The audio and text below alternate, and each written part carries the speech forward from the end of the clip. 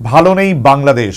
বাংলাদেশ বর্তমানে একটি জঙ্গি রাষ্ট্রে পরিণত হয়েছে, যা শুধু বাংলাদেশের জন্যই নয়, সমগ্র ভারতবর্ষের জন্যও একটি ভয়ের বিষয়। বাংলাদেশের বর্তমান অস্থির পরিস্থিতিতে সংখ্যালঘুদের ওপর নির্যাতন প্রসঙ্গে শুক্রবার ত্রিপুরায় এসে প্রতিবাদ জানিয়ে গেলেন ইউনাইটেড হিন্দু অ্যালায়েন্স। সে দেশে শান্তি প্রতিষ্ঠার জন্য জাতিসংঘের শান্তি বাহিনী পাঠানোর আর্জি জানালো হিন্দুদের এই আন্তর্জাতিক সংগঠন। গত 5 আগস্ট থেকে গোটা বাংলাদেশ জুড়ে শুরু হয়েছে এক অস্থির পরিস্থিতি। সরকার পতনের পর থেকে সে দেশে ক্রমাগত নির্যাতনের শিকার হয়ে আসছেন বাংলাদেশের ধর্মীয় সংখ্যালঘুরা। বিশেষত বাংলাদেশ হিন্দুদের উপর শুরু হয়েছে আলাদাভাবে নির্যাতন। হিন্দুদের ভারতের দালাল বলে গালি দেওয়া হচ্ছে বাংলাদেশে। শুক্রবার এক সাংবাদিক সম্মেলনে বাংলাদেশের এই অস্থির পরিস্থিতি তুলে ধরলেন United Hindu Alliance British councillor Pushpita Gupta. গত 5 আগস্টের পর থেকে আপনারা জানেন, সারা বাংলাদেশ জুড়ে প্রত্যেকটা জেলায়, প্রত্যেকটা উপজেলায় আমাদের সনাতনী ভাই বোনদের উপরে, সনাতনী পরিবারের সাথে অনেক অন্যায় হয়েছে, অত্যাচার হয়েছে।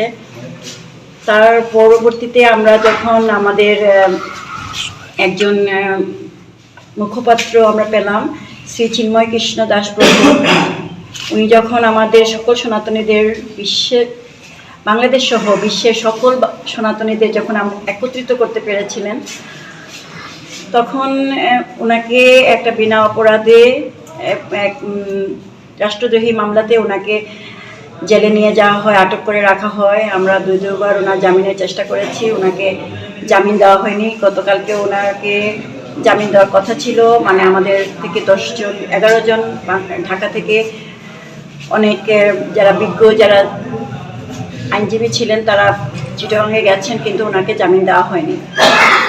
তাছাড়া ওনারা বাংলাদেশে আমাদেরকে প্রতিনিয়ত বাংলাদেশের হিন্দুদেরকে ইন্ডিয়ার দালাল বলে গালি দিচ্ছেন এবং ইন্ডিয়ার পতাকাকে, আপনারা দেখেছেন, ইন্ডিয়ার পতাকাকে অসম্মান করছেন।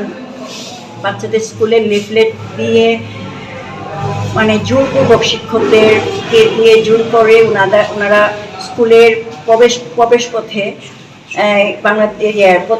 ভারতের পতাকা এঁকেছেন, যাতে বাচ্চারা সেই পতাকাতে পা দিয়ে। এর মধ্যে বাংলাদেশের তত্ত্বাবধায়ক সরকারের সঙ্গে যুক্ত হয়েছে বাংলাদেশ ভিত্তিক বিভিন্ন ইসলামিক জঙ্গি সংগঠন। বাংলাদেশি হিন্দুদের বলা হচ্ছে, তোমরা ভারতের দালাল। বাংলাদেশের হিন্দুদের দেশ ছেড়ে ভারতে চলে যেতে হুমকি দেওয়া হচ্ছে। এই পরিস্থিতি শুধু বাংলাদেশের জন্যই নয়, সমগ্র ভারতবর্ষের জন্য একটি ভয়ের বিষয়। যদি আমাদেরকে এত টাকা দাও, তাহলে মামলা তুলে নেওয়া হবে।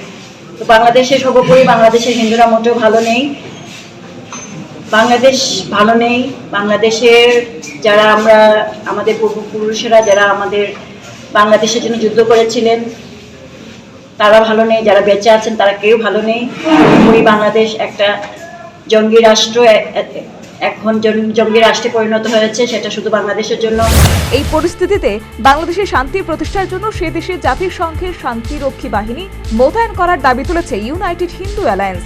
সংগঠনটি ভারত সহ জাতিসংঘের কাছে মোট 5 দফা দাবি করেছে। পাশাপাশি ভারত সহ সমমনোভাবাপন্ন সমস্ত দেশগুলিকে বাংলাদেশের বিরুদ্ধে সমস্ত নিষেধাজ্ঞা জারি করার আবেদন জানিয়েছে সংগঠন। হিন্দু, অন্যান্য ধর্মীয় সংখ্যালঘু, আদিবাসী ও উপজাতি জনগোষ্ঠীকে সুরক্ষা দিতে জাতিসংঘের শান্তিরক্ষী বাহিনী মোতায়েন আমরা বিশ্ববাসীকে জানাচ্ছি। আপনাদের মাধ্যমে জানাতে চাই যে এই হিন্দু, ধর্মীয় সংখ্যালঘু এবং আদিবাসী উপজাতি জনগোষ্ঠীকে সুরক্ষা দিতে জাতিসংঘের শান্তিরক্ষী বাহিনী প্রেরণ নীতির প্রতি অনুগত। আমরা ভারত সরকারকে অনুরোধ জানাই যে তারা জাতিসংঘ এবং অন্যান্য সদস্যদেরগুলোর প্রতি আহ্বান জানান বর্তমান অবৈধ ও শত্রু ভাবাপন্ন বাংলাদেশ প্রশাসনের বিরুদ্ধে নিষেধাজ্ঞা আরোপ করতে, কারণ তারা ধর্মীয় সংখ্যালঘু, আদিবাসী ও উপজাতি জনগোষ্ঠীর মানবাধিকার ও মর্যাদা রক্ষা করতে ব্যর্থ। বাংলাদেশের চলমান পরিস্থিতি নিয়ে এবার একে একে সরব হতে চলেছে বিভিন্ন আন্তর্জাতিক সংগঠনগুলি। পাশাপাশি রাষ্ট্রসংঘের উপরও বাড়ছে ব্যবস্থা নেওয়ার চাপ। অন্যতম প্রতিবেশী রাষ্ট্র ভারতের উপর ব্যবস্থা নিতে এবার দাবি উঠছে আন্তর্জাতিক মহলে। Bureau report, news vanguard. সিজা ইনস্টিটিউট অফ কিডনি সায়েন্সেস কিডনির জটিল রোগের চিকিৎসার জন্য এক উৎকৃষ্ট প্রতিষ্ঠান, যেখানে উত্তর পূর্ব ভারতের প্রথম এবিও অসামঞ্জস্য কিডনি প্রতিস্থাপন এবং মৃত ব্যক্তির কিডনি প্রতিস্থাপন করা হয়। এখানে 115টিরও বেশি কিডনি প্রতিস্থাপন এবং উত্তর পূর্ব ভারতের সবচেয়ে বেশি হিমোডায়ালিসিস করা হয়েছে এবং এই সংখ্যা দিন দিন বাড়ছে। সিজা Institute of Kidney Sciences Tripura সরকার সহ অরুণাচল প্রদেশ, মেঘালয়, মিজোরাম, মণিপুর এবং নাগাল্যান্ড সরকার দ্বারা স্বীকৃতি প্রাপ্ত।